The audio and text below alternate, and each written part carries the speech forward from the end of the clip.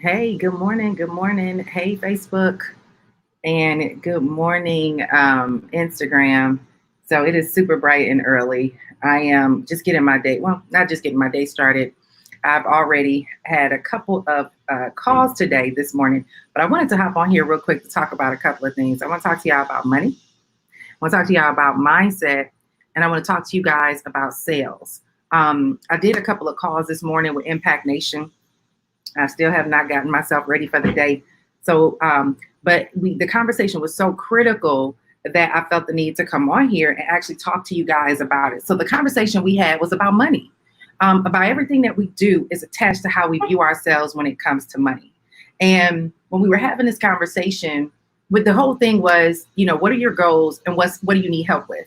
And people started talking about different things that they needed support in. They started talking about areas that they needed guidance on. They started talking about areas that they felt they need help with. Can I tell y'all, almost all of them revolved around money, value, and sales, and the ability to actually be rewarded in life for what you are doing.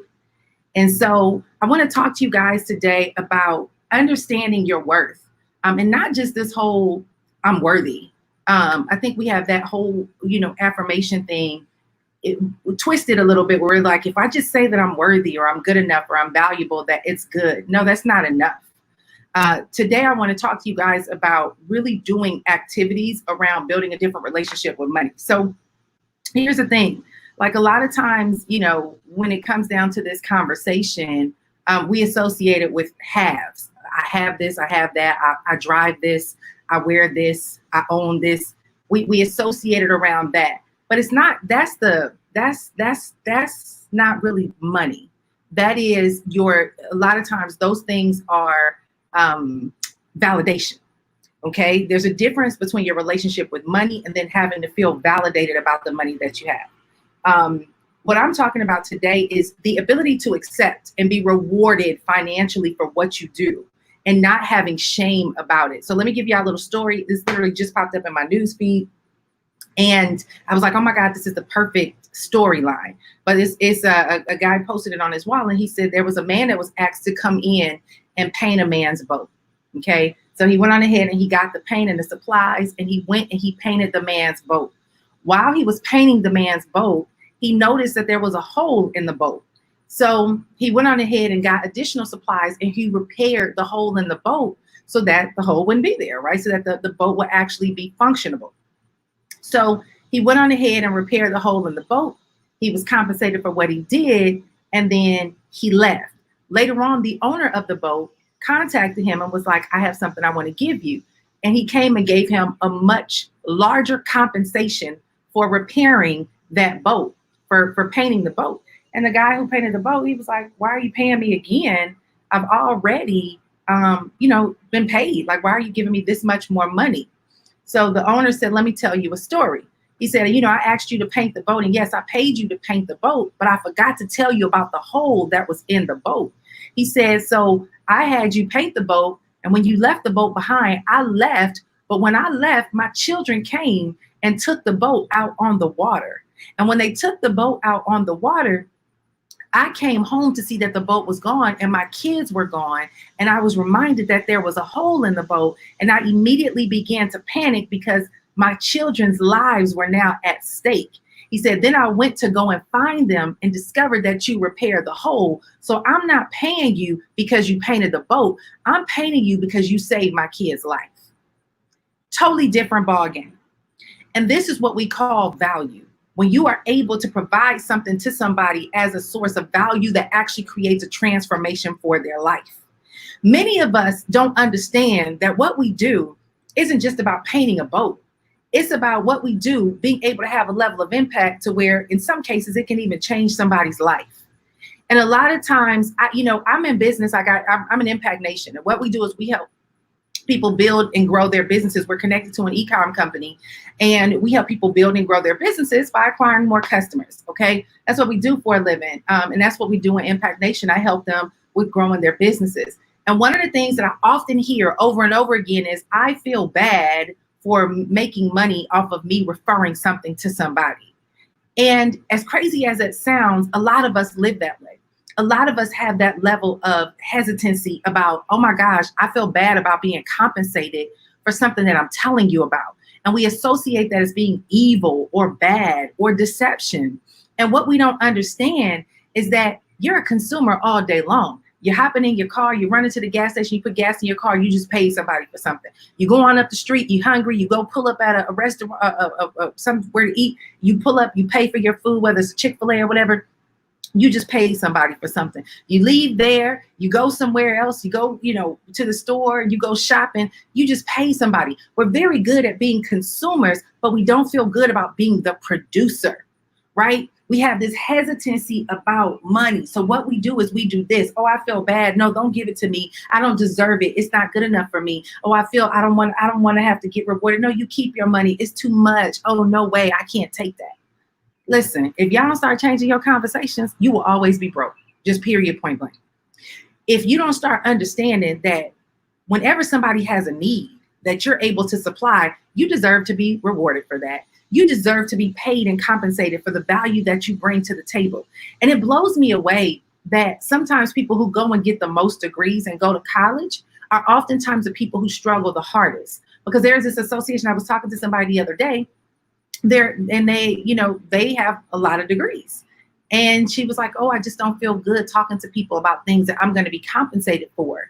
And what I discover about a lot of us is that we often continue to go get more degrees or go learn more things or go, we just keep going and going and going to obtain something to validate that we're worthy of being compensated for. And then we worry about why we struggle with money. It doesn't matter how many degrees you have. If you don't feel like what you have is adding value to someone's life, you might always have an issue with resisting compensation for what you do and what you bring. And so that conversation has to change. Your ability to be receptive on the receiving end for what you do has to change. And your ability to identify how it's impacting somebody else's life has to change. So for example, and I use this example this morning.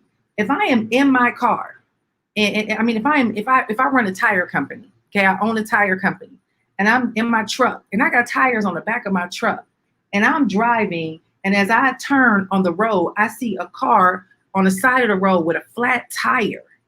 But I say to myself, oh man, that person has a flat tire, but I don't want to go tell them that I run a tire company because I don't want them to think I'm trying to make money off of them. Do you think that I'm that's stupid? Yeah, it's kind of dumb. Why? Because this person has an immediate need right now on the side of the road, and they see me drive by with a good old tire on the back of my truck that is perfect for their car, that will save them from having to get a tow truck to come get their car, to take it to a tire shop to restore it. And if I can just pull on over and say, hey, I'm Nicole, I run a tire shop, and I notice you have this kind of tire on your car. I actually have one on the back of my truck. Do you want me to go ahead and put it on your car? Do you think that person gonna hesitate to give me a credit card and be like, no, you didn't just ask me to pay you to fix this tire on my car? Heck no. They're gonna give me that credit card and be like, you don't have no idea how much I appreciate you. They don't care if I'm charging them $150 or $250. I just saved them the headache of trying to figure out how to repair this tire on their car. That's how you got to look at what you do for a living, is that what you have, somebody needs, and they're sitting on the side of the road waiting for you to pass by to tell them that you have what they need. But if you don't learn to open up your mouth and begin to tell people, this is what I do, this is who I am, and this is how I can help you, then you will always be struggling with the idea of why your life is not making any progress. We have to learn to alter and change how we view who we are and what we do and what we bring to the table. Money is designed to be a tool and a resource that it goes in exchange for value.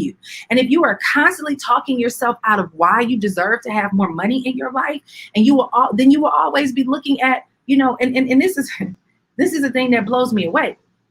Some of us been praying the same prayer for 25 years. Lord, bless me. Lord, give me more money. Lord, expand my territory. Lord, make me debt free. Lord, give me this. Lord, we praying. And it reminds me of this old, story back in the day when a guy was drowning in the middle of the ocean.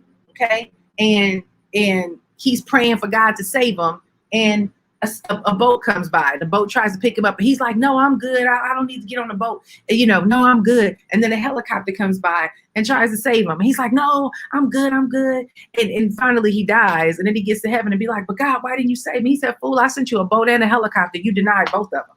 right? It's like we are always praying for change, but when the opportunity comes and presents itself, we deny it and say, no, I'm good, because we have an assumption of how that saving is going to be. And unfortunately, some of us have this crazy concept that there's going to be this random way in which there's going to be this random way in which money's going to come out of somewhere. Somebody's going to write me a big check and pay off all my bills, and then it's going to change my life all of a sudden, right? And it's like, come on, y'all. We have to start understanding what it takes to really win in life. It takes belief, it takes action, and it takes commitment. It takes commitment to keep growing and educating yourself about things. It takes commitment to get up and do something about it. And it takes commitment to be consistent, to do it over time. You know, one of the key things that I tell my team at Impact Nation is that you have to get to a place in your life where you understand that it's not about your emotions. A lot of us try to do stuff based on how we feel. And listen, how you feel today and how you feel tomorrow don't matter, because your bills gonna still keep coming. How you feel about approaching something that is necessary in your life doesn't matter, because it still has to get done. And so I tell my team all the time, like, listen, I might come across as a little hard. You know, I might come across as a non-emotional person. I'm not a big crier. I'm not a big, I am a big cheerleader. But I don't get emotional when it comes to business, because I've realized that business is not about emotion as much as it is about the ability to understand the goal. What is the focus? What is the intent that I need to get accomplished here? What is the mission that I need to get accomplished here? If I am, a commander in an army, and we're going to fight another army to take over and conquer the land, I can't be caught up in my fears about conquering the land. I got to focus on the mission at hand, is to conquer the land. So no matter how I feel, the fears that I have, what people are going through, what people are thinking, how many people want to quit, how many people want to hide, how many people don't want to fight, how many people get hurt, I still got to focus on the mission. I got to make sure that everything needs to be in place to ensure that we get to the goal, which is to ensure that we conquer the land. And so for many of us, we're living this burdened life of a lack of accomplishment. We're not able to really get the things that we want out of life because we're so inundated with our emotions, and we're so inundated with our thoughts, and we're so inundated with what we think and what we feel. And, oh my God, I don't want to think about this. Let me tell you about sales. Sales is about completing the mission. If I sell something, if I sell tires, and I am literally, in a parking lot full of cars that will need my services, I need to let all these different owners of these cars know that I sell tires. I can't be worried about, well, what if they say that I'm trying to take money from them? Or what if they say that, what if they tell me no? Oh my God, they told me no, that they don't need my tire, because they don't need no tires right now. But guess what? It doesn't mean that they can't pull out the parking lot, make a right, go over a speed bump, and their tire catch a flat. And now they got their card in your hand and they say, let me call Nicole so she can fix my tire. Many of us approach our businesses, and we approach what we do for a living with intimidation and this worry and fear about what if they.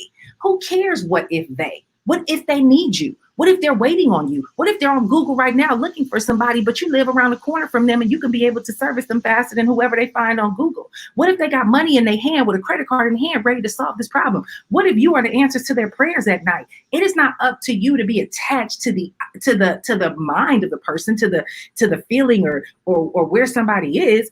It's your goal to be attached to the outcome that you produce, and understand that you're getting exchange value for that. I tell people, I don't have an issue taking money. I don't have no issue taking money. When people work with me, I know for a fact that the kind of service and quality that you're going to get from me is not going to be like the average person. You will have a dang good experience working with me. You will get a lot out of it. You will get more than you paid for. And when you walk away, you won't be able to forget that memorable encounter that you have with me. I know that, because that's what I'm committed to doing, because I'm committed to the mission and the outcome of what I do. So do I have an issue charging for what I do? Heck no. And if you can't pay for it, I'm not going to feel bad that you said that you can't pay for it, because it's not my responsibility to take on the emotion of where you are in your life, in your space of this time, right? It is up to me to understand that everybody's not going to be a good fit, but I'm here to be accessible and available to that person that is looking for me right now, that is ready to do business with me. And yes, cut me my check and pay me. Why? Because I've developed years and years of experience for what it is that I do.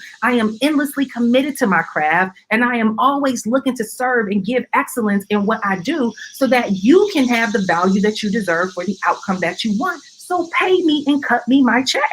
And am I going to feel bad about my services? No, even though my services, when people work with me in my agency, it's 5 figures.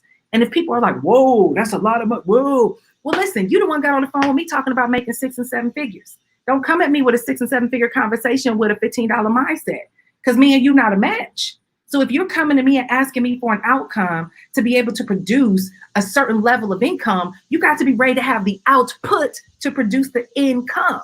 You hear what I'm saying? And so many of us have these very small, minimal, limited mindsets because we're so constricted in our own beliefs. And I was telling my team this morning, you got to reproduce, you got to recondition your subconscious mind. People don't understand how biology plays in everything that we do. And I'm gonna tell you guys something. Some of y'all so caught up in your emotions that you do everything based on how you feel. I tell people it ain't about how you feel, it's about the numbers, and it's about understanding how things work. And when you look at how things work biologically, the way in which your brain works is you have your conscious mind and then you have your subconscious mind, okay? Your subconscious mind is where all of your programming is stored. Your conscious mind is like your active mind. It's this your ability to, it's your ability to make a decision with where you are, but your subconscious mind is controlling the decision. And what many of us don't understand is the things that you put into your brain get stored into your subconscious mind in the filing cabinet. And what happens is whatever you rehearse, whatever things you watch, whatever things you listen to, whatever beliefs you acquire, whatever things you were born and developed in, all of that creates conditioning in the brain.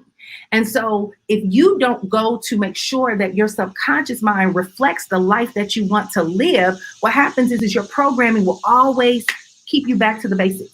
You'll never be able to elevate. You'll never be able to make any progress. And let me tell you how that works. Let me give you an example. Athletes, okay? Entertainers, people who come from hard knock lives.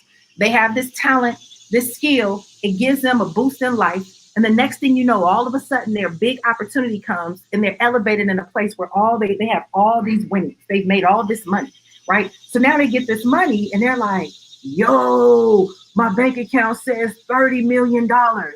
Everybody gets a car. You get a car. You get a car. You get a car. You get a house. You get a house. You get a house. And they just go crazy. They go into the stores. They buy up everything. And then they go out and they buy all the cars. And then they go. And guess what? 5 years later, they're broke. Flat broke. Why? Because conditioning, programming, their subconscious mind grew up always in a place of lack and scarcity. And so when they see something, they do whatever they can to hurry up and blow through it to get back to what they're used to. See, many of us don't understand that we are conditioned. Some of us are conditioned to keep our in the Bible, they talk about it being a plumb line. And if you know anything about a plumb line is when a contractor, my dad is a contractor, so he has these all over the house. So the plumb line is that little stick. It's like a ruler kind of thing. It's a measurement, but it has in the middle this liquid in there, and you have 2 lines, right? And the goal is to have a hole in the, to be balanced. Like it shows you if it's balanced, it's going to be right in the center, right? That if the line is balanced, that's a plumb line. It's like a measurement tool. It's the ability. It's like your anchor in a sense. A lot of us are anchored to be broke. So if you get $3,000, if you get $5,000, it's like with the tax refunds, right? When people are like, oh my God, my tax refund was $5,000. What's the first thing they do? They go straight to the store. They buy big screen TVs. They go shopping. And about 30 days later, that $5,000 is blown. It's gone. Many of us, your subconscious is poverty. And many of you are constantly rejecting opportunities to win. And you cannot understand why your life will not progress. And it's because you are conditioned and you have to work to change your programming. You have to invest in yourself. And I'm going to tell you some of the best investments that you can make. Guys, listen, some of the best investments you can make is getting books, a $20 book.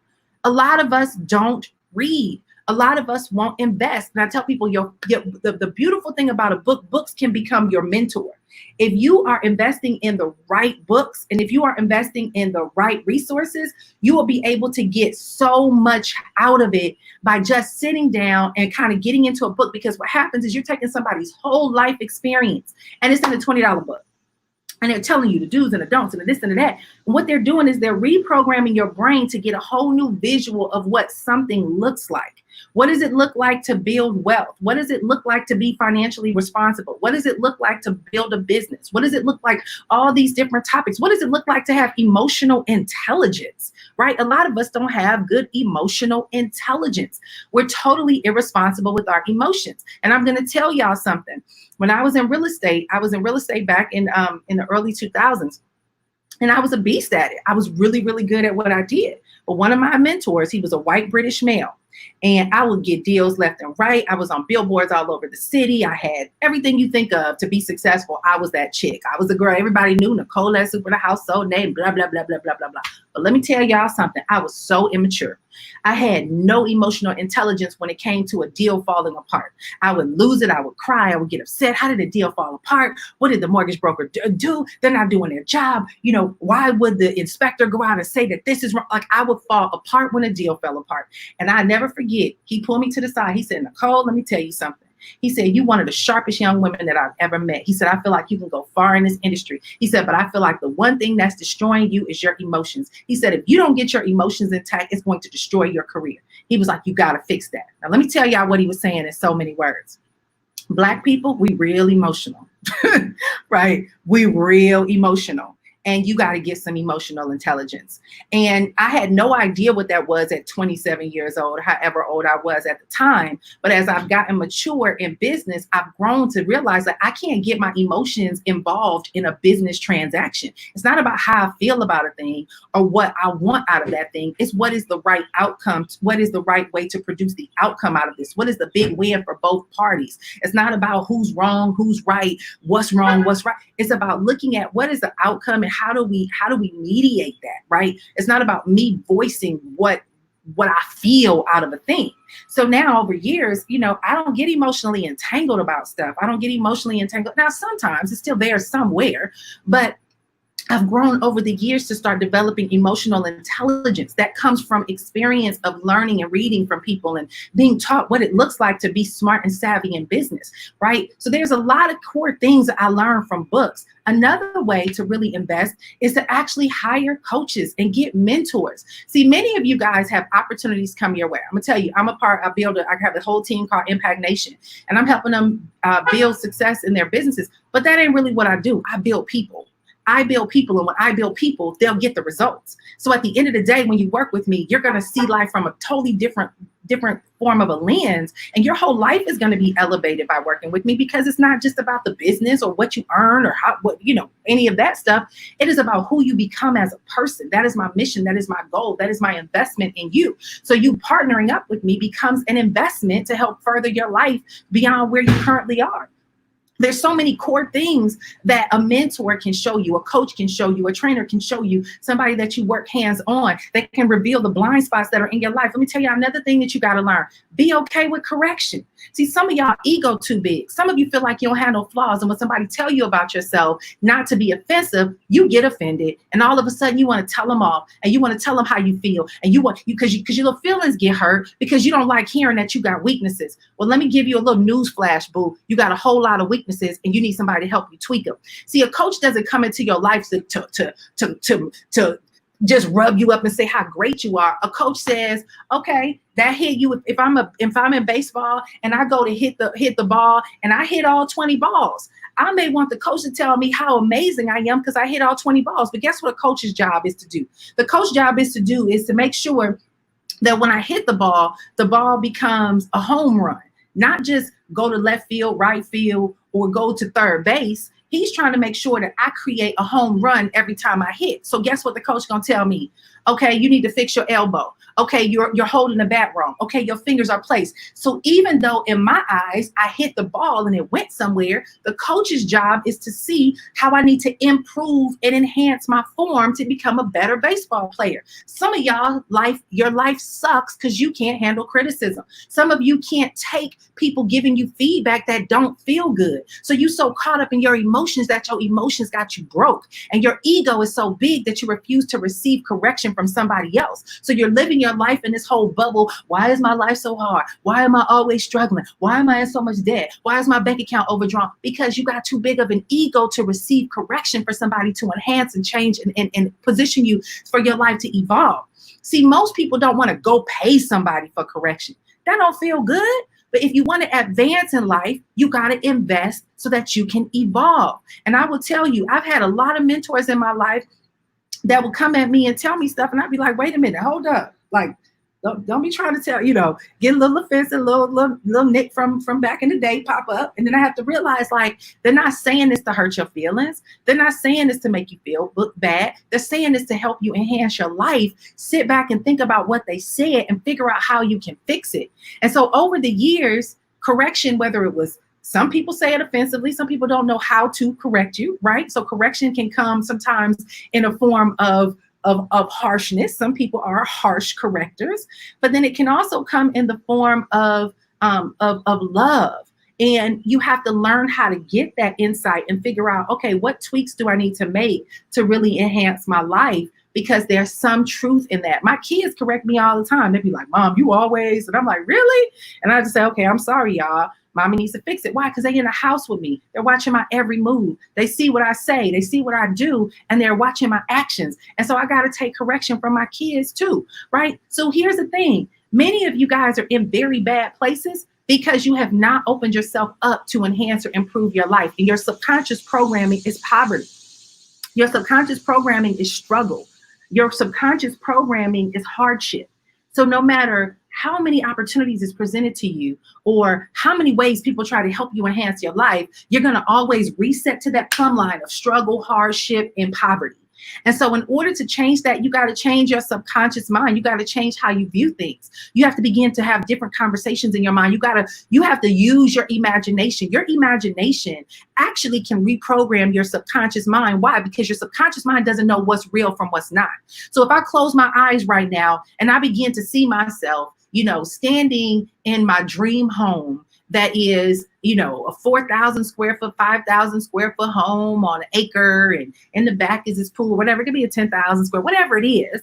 But if I create this in my imagination, and I begin to say, you know what, I'm excited about being in my home. I see my kids hanging out in the back at the pool with their friends. I'm excited that my dream car is sitting in the driveway. I'm excited about the fact that my husband is happy because he has his man cave. His fellas are down there hanging out with him. We have the chef in the kitchen cooking and preparing meals. We're about to entertain. I just begin to close my eyes and I begin to rehearse and speak those things. What's happening is I'm reprogramming an expectation for this to become my life, right? But not only that, but I'm beginning to expect for the resources to be able to provide that lifestyle to begin to pop up as well. So now I'm open to opportunities. So if somebody comes to me and talk to me about investing in multifamily properties and starting to position myself so that I can have good credit or cash flow or something going on to be able to reinvest in multi-unit properties, then now I'm not like, nah, I don't want to own no property because blah, blah, blah. Now I'm like, that might be another ticket to getting close to my dream home. Then when somebody else comes to me and talks about a partnership and leveraging an e-com store, something like that,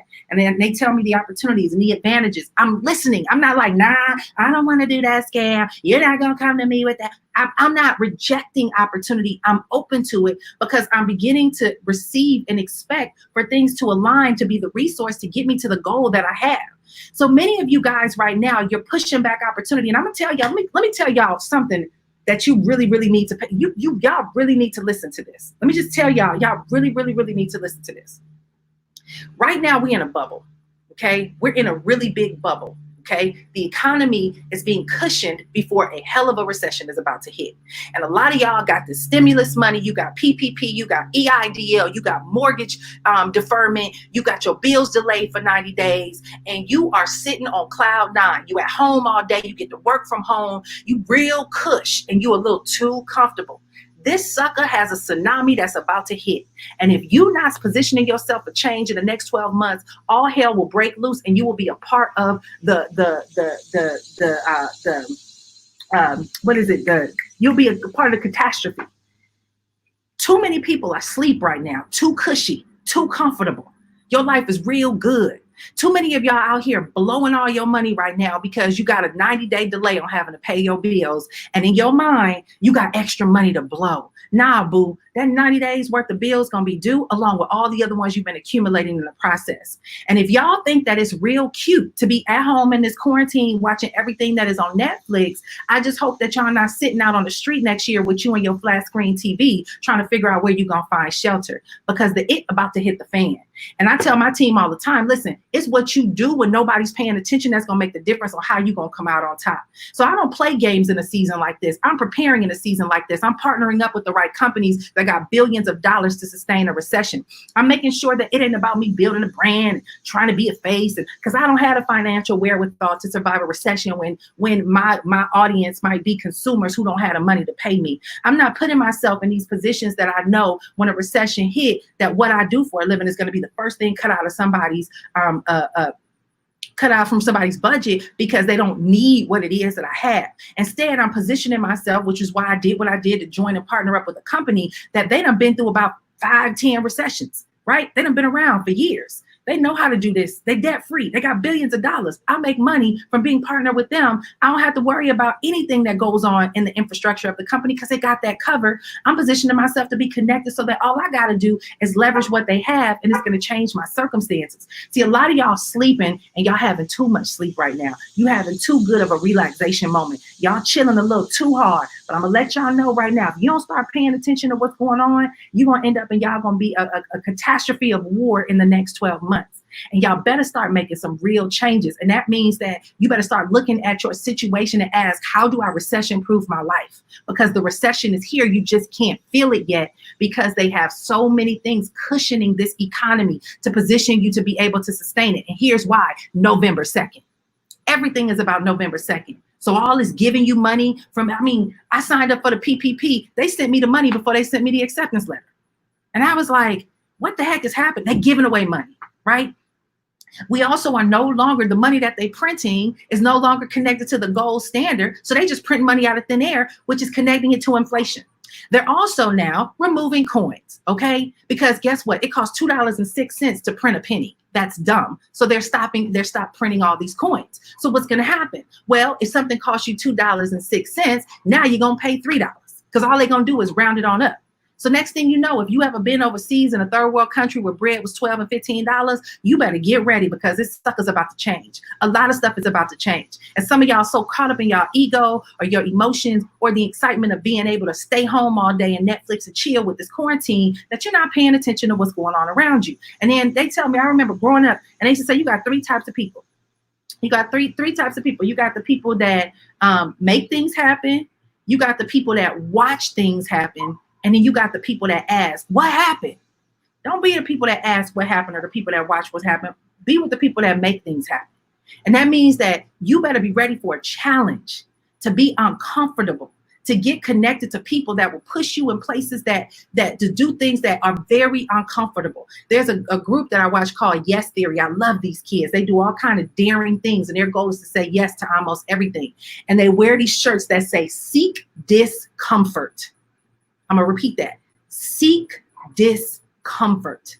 So they want to go in the uncomfortable situations. They were the very reason why Will Smith bungee jumped for his 50th birthday over the Grand Canyon. They asked Will Smith to do that. He said, yeah. And they were blown away like, yo, this all started from a dare on a YouTube video. It's seeking discomfort that's going to save your ass. If y'all don't get out here and start changing some things about your life, you will be a catastrophe of war. And let me tell you about the power of the media. The media is designed to infiltrate fear. The media is designed to literally to program your brain. And a lot of you guys are sitting here watching the news and all you care about is a mask and COVID-19. Baby, it's so much more than COVID-19 going on right now. I'm not saying that that's not a real situation, but while you at home saying, oh, I'm so glad that COVID-19 got me home and I get to just sleep in all day and I get to work from home and I don't have to do nothing. Oh, if you ain't at home coming up with a blueprint, boo, there's going to be a catastrophe of war on the other side. So for all of you guys running around here right now, balling out, because you go in Walmart right now, it ain't no flat screen TV up in there. It's all the home goods and all that people, decorating and making their house real cushy because you quarantining. And they ain't doing nothing to set themselves up for this tsunami that's about to kick in this doggone economy.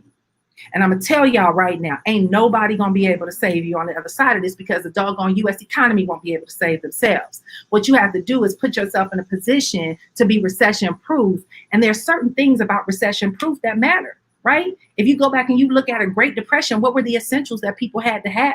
But also, if you go back and you look at recessions, a lot of wealth is made, but it's the people who were prepared.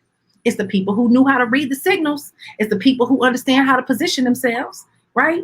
And I'm not here to create fear. I'm here to give you how history works. It repeats itself.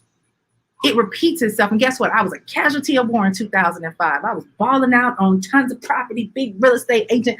I'm going to have 25 investment rentals, blah, blah, blah, blah, blah, blah, blah. And this man told me, baby, this bubble got to burst.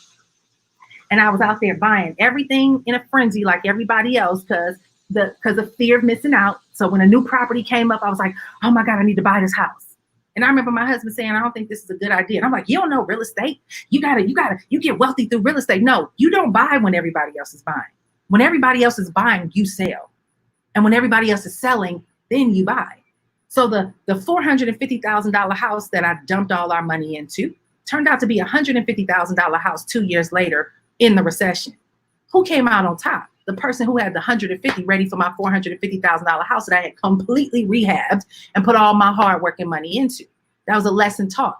That learn how to sit and be quiet in the midst of all the hype to prepare yourself while everybody out shopping and living large and Netflixing and chilling and decorating their homes and just doing all the things because you feel like, oh, this is a blessing. We ain't got to go to work. We can work from home. We can nah, boo. Changes are coming. And this is your time to have your head down, getting with the right people to be positioned so that you can be prepared for what's on the other side of this. This is the calm before the storm. Okay? This is the calm before the storm. This is a season when you should be trying to figure out what income streams you need to be producing and learning where to put your money. This is a time where you need to be identifying who are the movers and shakers and recessions that produced wealth and what kind of things that they did to position themselves differently. This is a time where you need to be figuring out what kind of leverage do you need to be having, whether it's credit, whether it's, loans, whatever it is. What do you need to have? What do you need to be putting in place to position yourself so that you can be doing something different in this season? This is what you should be doing in quarantine. Not sitting around Netflixing and chill. I barely get to watch TV. And when I watch TV, guess what? It's right before I go to sleep and I might see the intro of something and it's all of 2 minutes and then I'm out. Yesterday or day before, I took my hair down. And so I got a chance to finally watch some TV and I watched Pool Kings. And when I was watching Pool Kings, I was like, you got folks out here putting in $2 million pools in the back of their house. That's a whole new level of dreaming. So I want you guys to understand that while you chilling, while you operating your emotions, while you getting caught up in what you assume is happening right now, while you getting all this extra time to just be free, baby, listen, this sucker about to pop off after November 2nd. It's going to pop the heck off. And a lot of us going to be caught off guard and we're going to be like, what happened? Oh my God, I can't believe. You better believe it because history repeats itself. And if you can't see the signs, I'm sorry for you. It's because you have put so much subconscious programming in your brain, a lot of foolishness, right? Some of y'all sitting around watching all these stupid videos all day that don't do nothing to enhance your life. Some of y'all are so consumed by everybody else's life, right? I saw all this stuff with Jada. I was a little thrown off by the song the guy wrote. I read the lyrics yesterday. But I really don't care what's going on in Jada and Will Smith's life. I'm sorry, I don't, right? Is it a bad situation? Maybe, yeah, but guess what? They're adults. They choose their life. I don't have time to be consumed with the news of the Shade Room or what's going on Fox News. I don't care. I do not care. What I care is that this household is equipped come November 3rd after the election when everything starts getting truly exposed about what's going on behind closed doors. So for all of y'all chilling, blowing your money, shopping, living it up, and praying you just keep praying with no action. You ain't investing nothing in yourself. You're not committed to experiencing a shift. You get opportunities and you too good to do stuff. I don't do that. You got all this ego. I just hope you're ready November 3rd. That's all I'm gonna say. I just hope y'all ready November 3rd because changes are coming. So that's all I'm gonna say. I hope that y'all begin to seek something out. I'm a part of Impact Nation. If y'all want to work with me, you can inbox me. Let me tell y'all something. I don't play games. I don't have time for the people who got the egos. I don't do egos. I do people that are serious about change and transformation. I don't invest my time in people that are not committed to their own change. But I will tell you, if you're ready for a shift, then get with me. If not, then get with somebody or be the person that asks, what happened? All right, Nicole Cooper here. I got to go. I need to finish. I got one eyebrow strong and one other one I need to fix. And I got stuff I got to go do. But at the end of the day, I'm going to tell y'all, you have a choice to make right now. And if y'all don't make some different choices, the world is never Let me tell y'all something. It will never be the same of what y'all had in 2019. 2020, many of y'all hashtag, hashtag 2020 vision. You got it now. You have X-ray vision. You can see all things clearly now. And now that you can see it, what are you going to do about what you see? That's the magical question. Y'all have a great and awesome day, great and awesome week. Nicole Cooper here, and I am out.